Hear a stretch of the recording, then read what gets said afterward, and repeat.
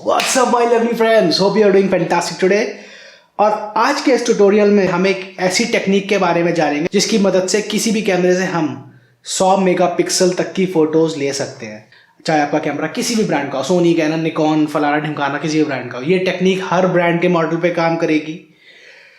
और इस टेक्निक का एक और प्लस पॉइंट ये है गाइस कि इस टेक्निक से ली गई फोटो और हमारी जो नॉर्मल कैमरा से ली गई एक नॉर्मल फोटो होती है उससे काफ़ी ज़्यादा डिटेल, क्रिस्प, क्लियर और क्लीन होती है। और ये टेक्नोलॉजी गाइस कोई नई नहीं है, ये ऑलरेडी कुछ ब्रांड के मॉडल्स में आजकल इनबिल्ट आ रही है। फॉर एग्जांपल काफ़ी टाइम से ओलंपस के कुछ मॉडल्स में ये टेक्नोलॉजी पहले से आ रही थी और रिसेंटली अभी सोनी अल्फा में भी आना शुरू हुई है, जिसे बोलते हैं पिक्सल शिफ्ट फीचर। सो वो यही काम करता है जो हम आज की इस वीडियो में सीखेंगे। तो आइए देखते हैं कि ये काम कैसे करती है। So let's start.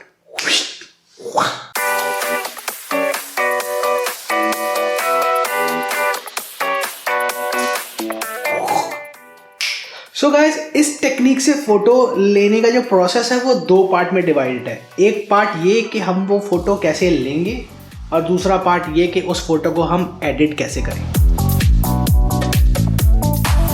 नंबर 1, आपके पास जो कंप्यूटर होना चाहिए, ऑब्वियसली फोटो एडिटिंग करने के लिए कंप्यूटर चाहिए, तो आपके पास कंप्यूटर होना चाहिए कि वो थोड़ा पावरफुल होना चाहिए। पावरफुल से मेरा मतलब ये है कि उसमें मिनिमम 8 GB रैम होनी चाहिए और मैक्सिमम तो नहीं, बट हाँ अगर 16 GB हो तो वो और अच्छा रहेगा। नंबर 2, सॉफ्टवेयर की बात करें तो फोटोशॉप ज़रूर ही चाहिए। बिना फोटोशॉप के हम ये टेक्निक अचीव नहीं कर सकते गाइस, तो फोटोशॉप इज़ मस्ट। फोटोशॉप के साथ अगर लाइट रूम भी मिल जाए आपको तो आपकी ज़िंदगी थोड़ी आसान हो जाएगी, बट अगर लाइट रूम नहीं मिलता तो ऐसा नहीं है कि काम नहीं चल सकता, हम लाइट रूम के बिना भी काम चला सकते हैं। And last but not the least, एक कैमरा जो हमारी फ़ोटोज़ ले सके। इस टेक्निक से जब भी हम फोटो खींचते हैं वो हैंडहेल्ड खींचते हैं, तो वो जो हमारा बॉडी का नेचुरल शेप होता है वो हेल्प करता है हमको एक्स्ट्रा पिक्सल या फिर एक्स्ट्रा रेजोल्यूशन कैप्चर करने में। So these are the main requirement. So let's see कि अब हम एक्चुअली कैसे फ़ोटो खींचते हैं इस टेक्निक के लिए। लेट्स गो एंड अब अपने कैमरे की सेटिंग्स बना लेते हैं। सबसे पहले हमको अपने लेंस को उसकी शार्पेस्ट अपर्चर पे सेट करना है। तो किसी भी लेंस का शार्पेस्ट अपर्चर जो होता है वो f8 से f11 के आसपास का होता है, या तो f8 होता है या f11 होता है। हम इस शूट के लिए उसको f8 पे सेट कर देंगे। उसके बाद ISO की सेटिंग को हम मिनिमम रखेंगे लाइट के हिसाब से। मतलब अगर आप कोशिश करेंगे, अगर आप 100 या उससे नीचे रख सकते हैं तो बहुत ही बढ़िया है, बट अगर आपको लगता है कि आप किसी ऐसी जगह पे फोटो ले रहे हैं यहाँ पे थोड़ा डार्कनेस है तो बढ़ा लीजिए अपने ISO को, लेकिन कोशिश करिए कि जितना कम रहे उतना अच्छा रहेगा हमारी फोटो के लिए, उतनी ज़्यादा बढ़िया रिजल्ट आएगा। उसके बाद हम अपने कैमरे की जो ड्राइव मोड होती है, मतलब single shot, multiple shot, continuous shot, आपने ये पढ़ा होगा, उसको हम कंटिन्यूस शॉट पे डाल देंगे। मतलब वो होता नहीं मल्टीपल फोटोज लेते हैं तो हम उस वाले मोड पे डाल देंगे। And last but not the least, हमको कंटिन्यूसली अपने जो भी सब्जेक्ट है उसके मिनिमम 5 और मैक्सिमम 25 फोटो लेने हैं। सो ऐसा नहीं कि आप एक ही फोटो लेके आए, आपको कम से कम 5 फोटो तो लेने ही लेने हैं, और आप अगर 25 ले लेंगे तो और ज़्यादा बढ़िया रहेगा। प्लस कोशिश करिएगा कि फ़ोटो को रॉ और JPEG फॉर्मेट दोनों में लें। रॉ से हम बेटर एडिटिंग कर सकते हैं, लेकिन इस तरीके की टेक्निक के लिए बहुत ज़्यादा प्रोसेसिंग पावर लगती है, और अगर आपका जो कंप्यूटर है वो इतना पावरफुल नहीं है तो आपको दिक्कत हो सकती है। मेरे केस में मेरा कंप्यूटर पे 8 GB रैम है, अच्छा खासा डेस्कटॉप है, बट इस पर भी जब मैं रॉ डाल के इस टेक्निक को करने की कोशिश करता हूँ तो वो बहुत बार फोटोशॉप को फ्रीज कर देता है। तो just for a safer side आपके पास रॉ के साथ JPEG भी होना चाहिए कि जस्ट इन केस अगर आपका रॉ काम ना करे तो आप JPEG से काम ले पाएँ। एंड इसके बाद हम शूट करेंगे गाइस। So let's go.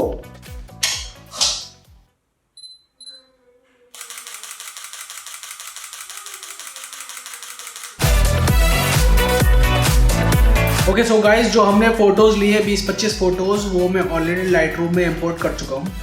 और जैसा कि आप देख रहे हैं ये ग्रीन मैंने ऑलरेडी उनको कलर कर लिया है। जो आउट ऑफ फोकस फ़ोटोज़ थी उनको मैंने हटा लिया है और अब मैंने सारी फोकस वाली फ़ोटोज़ रखी हैं। तो मैंने अपने टेस्ट के लिए 1 2 3 4 5 6 7 8 9 10 10 फ़ोटो यूज़ कर रहा हूँ मैं। तो अब हम इन सबको सिलेक्ट करेंगे, यहाँ पे एडिट इन में जाएंगे, edit in open as layers in Photoshop, इस ऑप्शन पे हम क्लिक करेंगे। और अब आप देख सकते हैं कि ये एक करके सारी लेयर्स एक ही डॉक्यूमेंट के अंदर इंपोर्ट हो रही है। तो मेरी 10 की 10 फाइल्स यहाँ पे आ जाएंगी and I guess we are done. So हमारी 1 2 3 4 5 6 7 8 9 10 10 फोटो यहाँ पे आ चुकी है। इसके लिए ज़रूरत नहीं है गाइस कि आपके पास लाइटरूम हो, आप मैन्युअली भी इन 10 फोटो को या जितनी भी आपकी फ़ोटोज़ है आप एक डॉक्यूमेंट के अंदर एक लेयर के अंदर खोल सकते हैं। उसका आई थिंक फाइल में जाने के बाद, हाँ ये है ना लोड फाइल्स इनटू स्टैक, आप इस ऑप्शन को चूज़ करके आप सारी फ़ोटोज़ को एक साथ यहाँ पे ला सकते हैं अगर आपके पास लाइटरूम नहीं है तो। So let's start. तो अब हम सारी लेयर्स को सिलेक्ट कर लेंगे और हम जाएंगे यहाँ पे इमेज के अंदर, इमेज साइज़ के अंदर, और यहाँ पे जो आपका साइज़ है अगर आपका परसेंटेज में नहीं आ रहा है, पिक्सल में आ रहा है, तो मैं आपको रिकमेंड करूँगा कि आप उसको परसेंटेज में कर लीजिए और इसको हम कर लेंगे 200%। जितना ज़्यादा आप ये परसेंटेज बढ़ाएंगे उतना ही ज़्यादा प्रोसेसिंग पावर आपकी लगेगी, तो थोड़ा ध्यान रखिएगा, देख के बढ़ाइएगा इसको। बेस्ट रिजल्ट 200 और 400 के बीच में ही आता है, तो मैं अपने कंप्यूटर के हिसाब से 200 डाल रहा हूँ, बाकी आप आगे प्रैक्टिकल करके एक्सपेरिमेंट करके देख सकते हैं। उसके बाद ये एक ऑप्शन है रीसैम्पल, इस पर हम चेक करेंगे और ये वाला ऑप्शन चूज़ करेंगे, नियरेस्ट नेबर हार्ड एजेस। इसके अंदर बहुत सारे हैं बट हमको ये नियरेस्ट नेबर हार्ड एजेस चाहिए और हम इसको ओके कर देंगे। अब ये थोड़ा टाइम लगा रहा है, ये हमारी हर लेयर को रीड कर रहा है और उसके साइज़ को, उसके पिक्सल्स डेंसिटी को रीड करके ये उसको इनलार्ज कर रहा है, तो इसमें थोड़ा सा टाइम लग सकता है, डिपेंड कि आपके कंप्यूटर की स्पीड क्या है, कैसी है। ओके सो ये हमारी पिक्चर इनलार्ज हो गई, तो कंट्रोल 0 दबा के मैंने इसको फिट टू स्क्रीन कर लिया। अब मैं सारी लेयर्स को सिलेक्टेड रहने दूंगा, उसके बाद मैं जाऊंगा एडिट, ऑटो अलाइन लेयर, इसके अंदर जाके मैं ऑटो पे क्लिक करूंगा और हम लोग मेक श्योर करेंगे कि ये vignette removal and geometric distortion uncheck हो, इस पर टिक नहीं होना चाहिए और हम इस पर क्लिक कर देंगे। अब ये क्या करेगा कि अगर आपने फ़ोटो लेते टाइम थोड़ा बहुत हिला है, आपकी फ़ोटो थोड़ी इधर उधर हुई है, तो उन सबको अलाइन करके एक सी बना देगा। तो बेसिकली एक के ऊपर एक सारी फ़ोटो आपकी अलाइन हो जाएंगी। इसमें थोड़ा सा और ज़्यादा टाइम लगेगा गाइस। मुझको लुभाती है जवानी, ओले ओले ओले।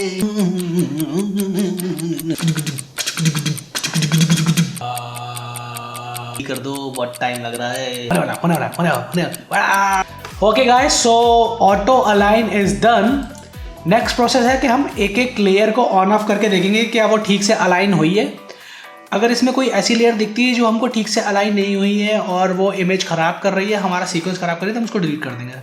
तो जब आप एक ऊपर की लेयर बंद करेंगे तो नीचे की लेयर दिखाई देगी। अगर आपको दोनों लेयर में बिल्कुल फर्क ना दिखाई दे कहीं पे, तो समझ लीजिए आपकी लेयर ठीक अलाइन हुई, जैसे कि ये लेयर ठीक है। अब मैं इसको बंद रहने दूंगा और मैं नीचे वाली को एक बार ऑन ऑफ करके देखूंगा, ऑन ऑफ। ये साइड में जो वाइट पट्टी आ रही है इसको इग्नोर करिएगा, जिससे कोई फर्क नहीं पड़ता।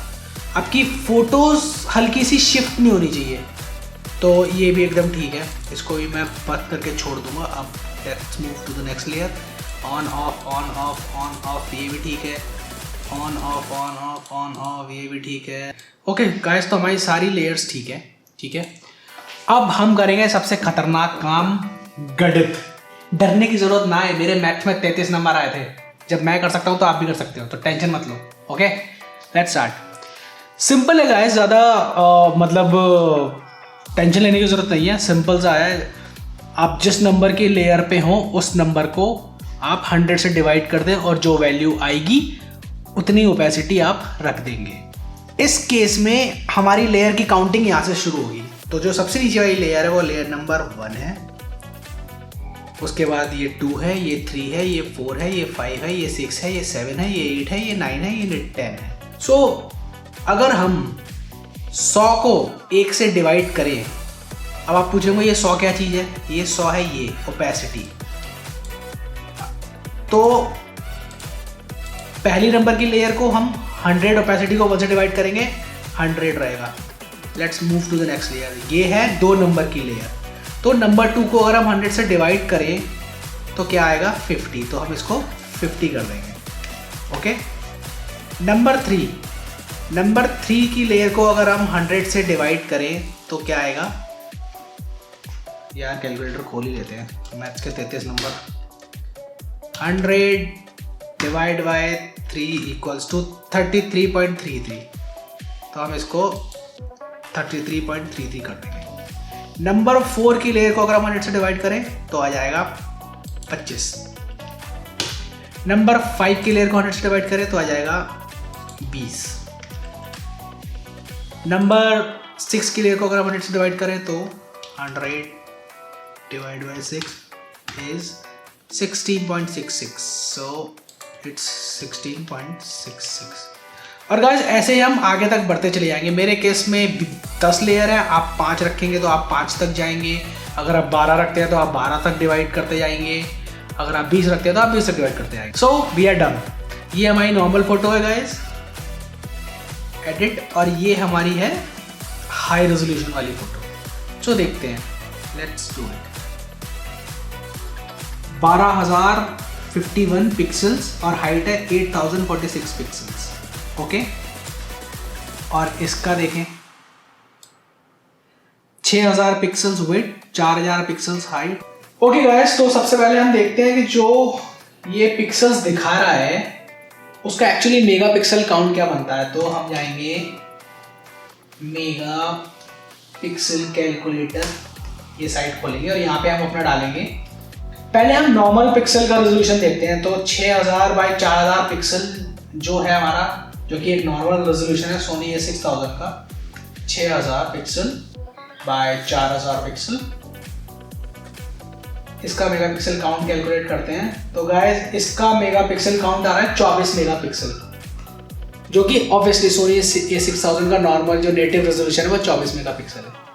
अब हमने जो अपनी टेक्निक से फोटो खींची है उसका मेगापिक्सल काउंट करते हैं। तो वो आपका आ रहा है 12051 और 8046। सो 12051 एंड 8046 कैलकुलेट मेगापिक्सल।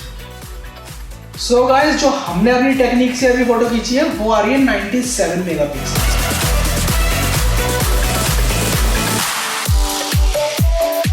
ये है हमारी ओरिजिनल फोटो 24 मेगापिक्सल और ये है हमारी सुपर रेजोल्यूशन वाली 100 मेगापिक्सल फोटो। सो लेट्स सी के क्या फ़र्क है इन दोनों में। तो पहले तो चलते हैं यहाँ। क्या आप ये पढ़ पा रहे हैं ये टेक्स्ट? नहीं ना? Let's see.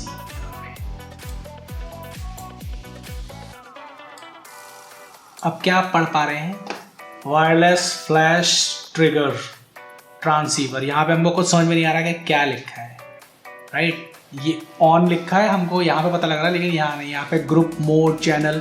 सो आप देख रहे हैं कि कितनी ज़्यादा शार्प फोटो है, कितनी क्लैरिटी है।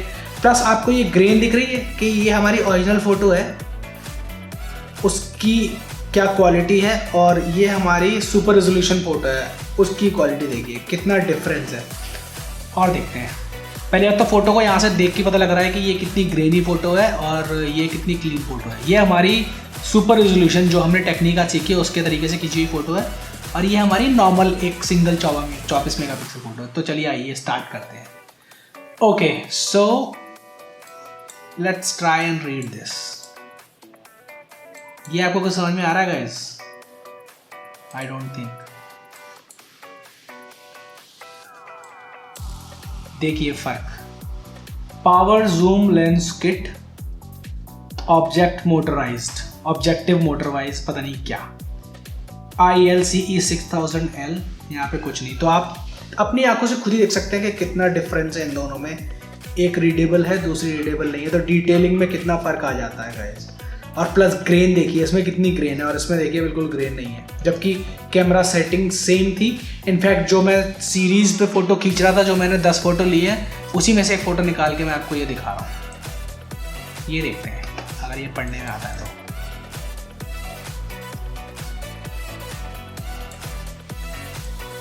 ये देखिए गाइस, यहाँ पे हमको कुछ समझ में नहीं आ रहा, और यहाँ पे देखिए AC750 डुअल बैंड राउटर। तो बेसिकली जो मैं पॉइंट बोल रहा था कि इस टेक्निक से आप काफ़ी क्लियर, क्रिस्प और ग्रेन फ्री फोटो खींच सकते हैं।